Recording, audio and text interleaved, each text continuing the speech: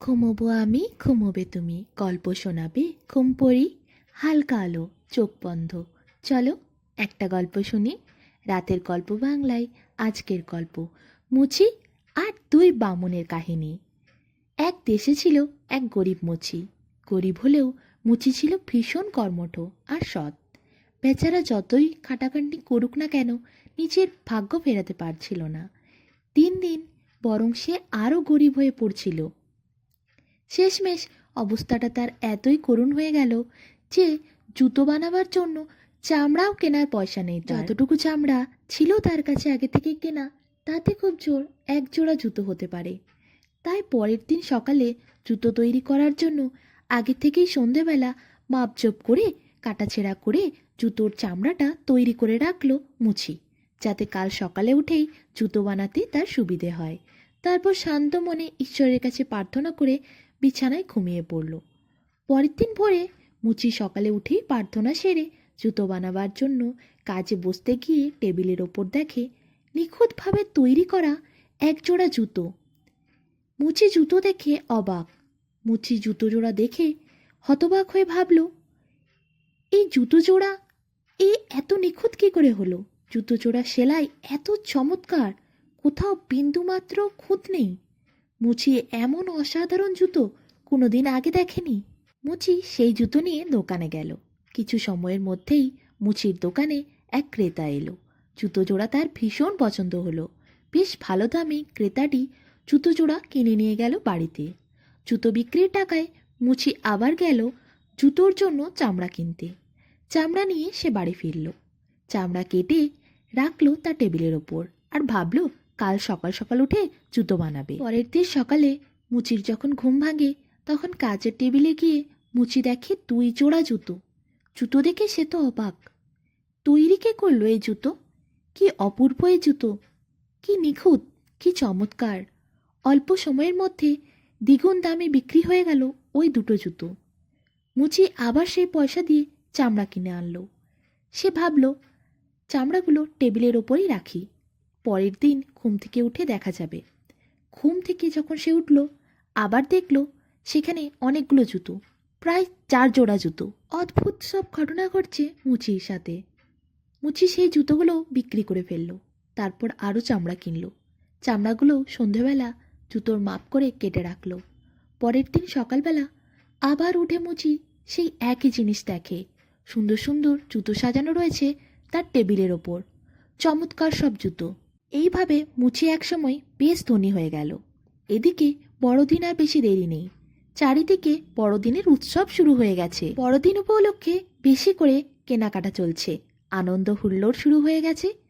এরকমই এক সন্ধ্যাবেলায় জুতোর চামড়া কেটে মুচি ঘুমোতে চলে যায়। কিন্তু বিছানায় শোবার পর তার ঘুম আসে না। সে তার বউকে বলে, চলো না আজ টেবিলের কাছে যাই, গিয়ে দেখি জুতোগুলো কে বানায়। এত সুন্দর চমৎকার জুতো কে বানায়, কে এত নিখুঁত সেলাই করে? আজ রাত্রে আমরা লুকিয়ে লুকিয়ে দেখব। মুচির বউও অনেকদিন ধরে ভাবছিল এত সাহায্য তাদের কে করে, কার কৃপায় আজ তারা এত ধনী হয়েছে। তারও মনে কৌতূহল দেখা দিল। তাই সে স্বামীর সাথে পরিকল্পনা করলো তারা আলমারির পিছনে লুকিয়ে লুকিয়ে দেখবে। জামা কাপড়ের মধ্যে তারা ঢুকে থাকবে, যাতে কেউ জামা কাপড়ের আড়ালে দেখতে না পায়।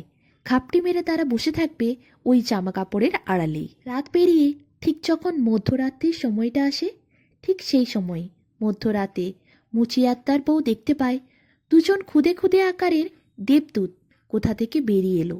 মুচির জুতো বানানোর জন্য টেবিলের ওপর বসলো আর কেটে রাখা ওই জুতোর চামড়া সেলাই করতে ব্যস্ত হয়ে পড়ল।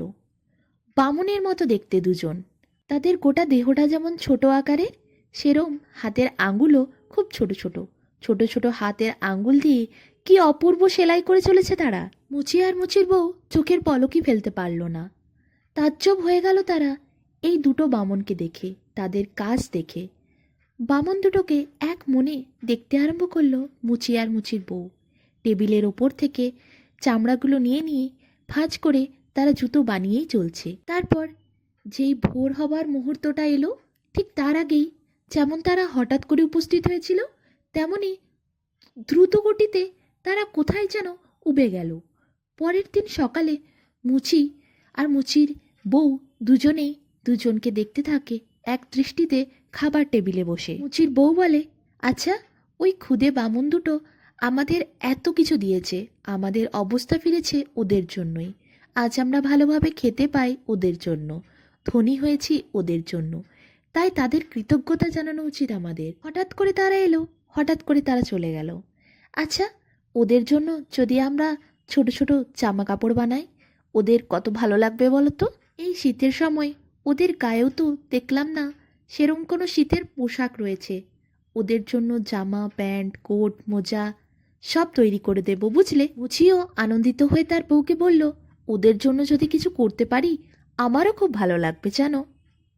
এদিকে সবকিছু তৈরি হয়ে যাবার পর এক রাত মুচি আর তার বউ উপহারগুলো টেবিলের ওপর সুন্দর করে সাজিয়ে রাখলো। সেদিন মুচি আর জুতো তৈরির জন্য কোনো চামড়া কেটে রাখলো না। তাদের উপহার পেয়ে দুই বামুন কি করে সেটা দেখার জন্য মুচি আর তার বউ আড়ালে লুকিয়ে রইল। এদিকে মধ্যরাতেই দুই বামুন এসে উপস্থিত হলো। তারা আসতেই দেখতে পেল টেবিলের ওপর সাজানো রয়েছে চমৎকার ছোট ছোট জামা কাপড়, সোয়েটার, প্যান্ট, জুতো, মোজা এসব জিনিস। প্রথমে দুজন বামুন তো অবাক হয়ে গেল এসব দেখে। তারপর যখন তারা বুঝল উপহারগুলো তাদের জন্যেই রাখা হয়েছে, তখন আনন্দে হাত পা ছুড়ে নাচতে আরম্ভ করলো। তাদের উপহারগুলো এত পছন্দ হয়েছে তারা আনন্দে হাত পা ছুড়ে নিচেই চলেছে। কিন্তু তারপরই চোখের পলকের মধ্যে সেগুলো তারা পরে ফেলল। আর মনের আনন্দে দুই বামুন গান জুড়ল। গান নাচ চলল প্রায় সারা রাত। দুজনে খুবই আনন্দিত। কিন্তু যেই ভোর শুরু হবার সময় এলো তার আগেই তারা আবার দরজা দিয়ে বেরিয়ে গেল। এরপর বামন দুজনকে মুচি আর তার বউ আর কখনো দেখতে পায়নি। জুতো তৈরির জন্য বামন দুজন আর এলো না। কিন্তু মুচি তার কাজে কোনো ফাঁকি দেয়নি, বরং সে কাজ শিখেছে। বামনদের হাতের কাজ, তাদের সূক্ষ্ম কারিগরি, তাদের চমৎকার সেলাই দেখে সে শিক্ষা অর্জন করেছে। তাই মুচি আরও পরিশ্রম করার চেষ্টা করে, তার ব্যবসাকে আরও বড় করার চেষ্টা করে। বামনদের আশীর্বাদে যা হয়েছে তাতে তো মুচির জীবন কেটেই যাবে। এখন সে যথেষ্ট ধনী, কিন্তু সে কাজে আর ফাঁকি দেয় না, সে কাজ আরও পরিশ্রম করে করে। এইভাবেই মুচি আর তার স্ত্রী সুখে শান্তিতে জীবন কাটাতে থাকে।